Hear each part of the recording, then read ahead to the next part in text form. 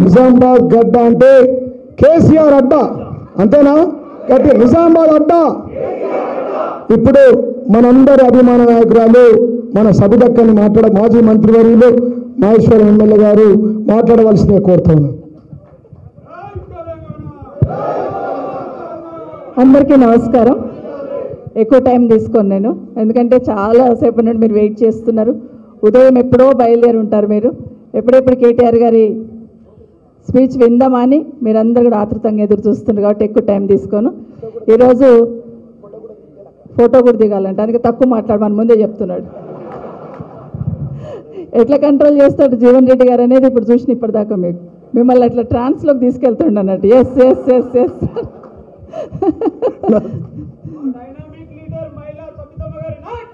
అరే ఇది ఆర్మూరులో meeting.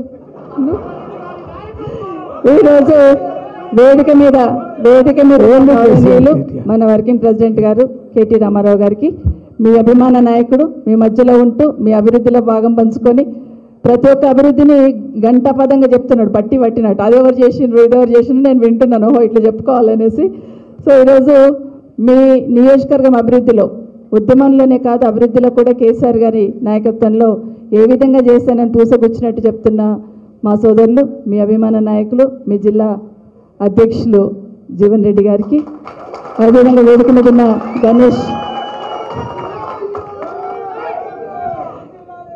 X శాసనసభ్యులు గణేష్ గారికి, వేదిక మీద ఉన్న రాజయ్య గారికి గౌరవనీయులు, అదేవిధంగా వేదిక మీద ఉన్న పెద్దలందరికీ కూడా పేరు పేరున అందరితో పాటు ఇక్కడికి వచ్చిన మా సోదరుమణులకు అందరికీ నమస్కారాలు. పత్రికా మీడియా సోదరులకు కూడా చాలా సంతోషం. విజయ ఎన్నికలప్పుడు చాలాసార్లు ఫోన్ చేశాను, వద్దమ్మా జీవన్ రెడ్డిని గెలిపించుకోవాలి, మనం కేసీఆర్ని మరొకసారి ముఖ్యమంత్రి చేసుకోవాలా, నువ్వు రాంగ్ స్టెప్ వేయొద్దంటే ఎట్లా ఉంటుంది ఆ టైంలో కొంచెం అట్లా జోస్లో ఉంది.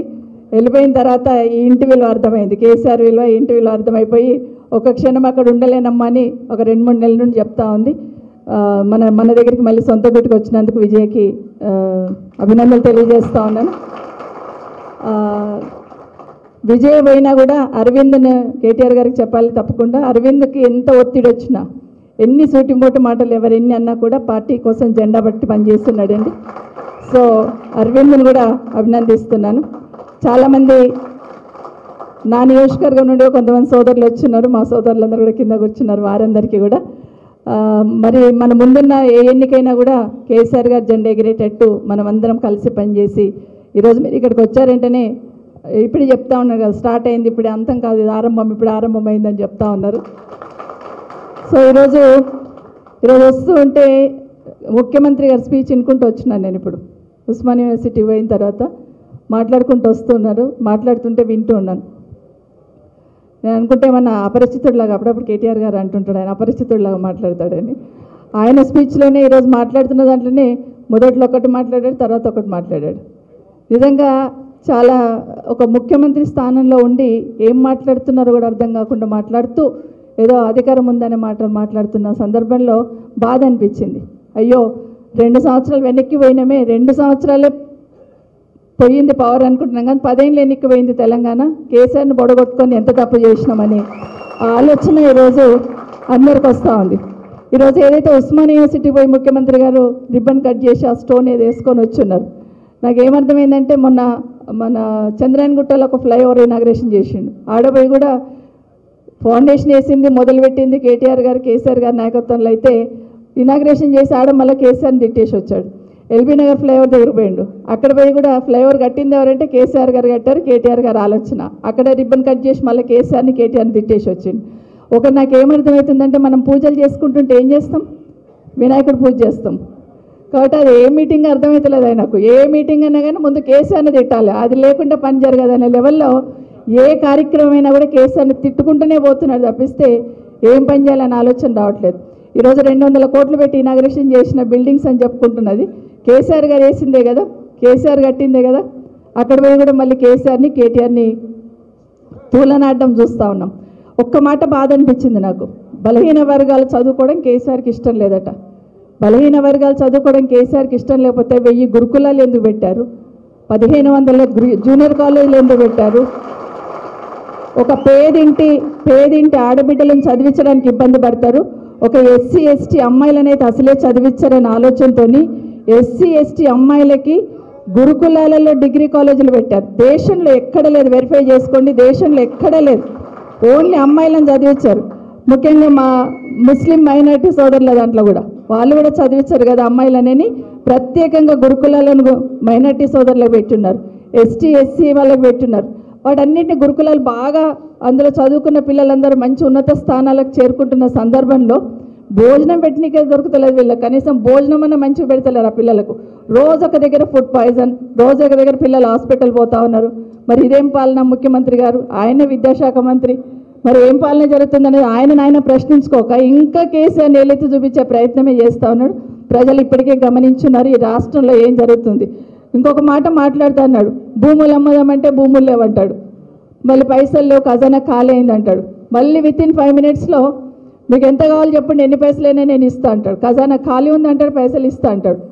ఉద్యోగాలు ఎట్లా అబద్ధాలు చెప్పిండో విన్నాం. ఇవన్నీ కూడా అబద్ధాలు చెప్పుకొని ఎన్నికల కన్నా ముందు అబద్ధాలు చెప్పి అధికారంలోకి వచ్చారు. ఎన్నికలు అయిన తర్వాత కూడా అబద్ధాలు చెప్పుకుంటూ కేసీఆర్ని తిట్టుకుంటూ మాత్రమే పాలన చేస్తుంది తప్పిస్తే ప్రజలకు ఏం చేయాలనే ఆలోచన ఈ ముఖ్యమంత్రికి లేదనేది వాస్తవం.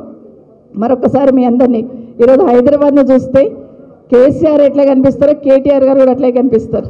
ఏ ఫ్లైఓవర్ ఎక్కినా, ఏ రోడ్ చూసినా ఇది కేటీఆర్ గారి ఆలోచన. ఒకరోజు నేను ఒక ఫౌండేషన్కి వెళ్ళాను, ఫౌండేషన్ కూడా కాదు, మణికొండ నుండి ఒక రోడ్ తీసుకొచ్చారు. అక్కడ పోయి చూస్తే కొండను తొలిచి కొండల మధ్యలో నుండి మణికొండ నుండి కనెక్టివిటీ ఇచ్చున్నారు. షాక్ అయిపోయాను నేను.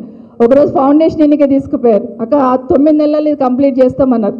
ఇంత పెద్ద ఫ్లైఓవర్ ఎట్లా సాధ్యం, అపార్ట్మెంట్ల మధ్యలోకి వెళ్ళి ఎట్లా పోతుంది అనుకున్నాను. అపార్ట్మెంట్ మధ్యలోకి వెళ్ళి తీసుకొచ్చి ఫ్లైఓవర్ ఈరోజు వేస్తున్నారు. ఇట్లా ఎన్నో ఎక్కడైనా ఏ మారుమూలకి వెళ్ళినా, ఏ గ్రామానికి వెళ్ళినా, ఎక్కడ వెళ్ళినా, ఎక్కడ చూసినా కేసీఆర్ గారి నిశాననే కనిపిస్తుంది రాష్ట్రంలో తప్పిస్తే కేసీఆర్ గారు లేకుండా తెలంగాణ లేదు. అది వాస్తవం. భవిష్యత్తు ఎన్ని తరాలు వచ్చినా కూడా కేసీఆర్ గారు లేకుండా తెలంగాణ పదమే ఉచ్చరించడానికి అవకాశం లేదనేది ఒకసారి తెలియజేసుకుంటూ, ఏదైనా కూడా జీవన్ రెడ్డి గారు ఒక మాట అన్నారు, నా చేతిలో ఓడిపోయిన వాళ్ళందరినీ నేను మళ్ళీ పదవులలో కూర్చోబెట్టినా అన్నాడు. ఇప్పుడే మాట్లాడుతూ మీరందరూ కూడా ఆయన తొందర పదవిలో కూర్చోబెట్టాలంటే బాగా ఖచ్చితంగా గట్టిగా పనిచేయాలి,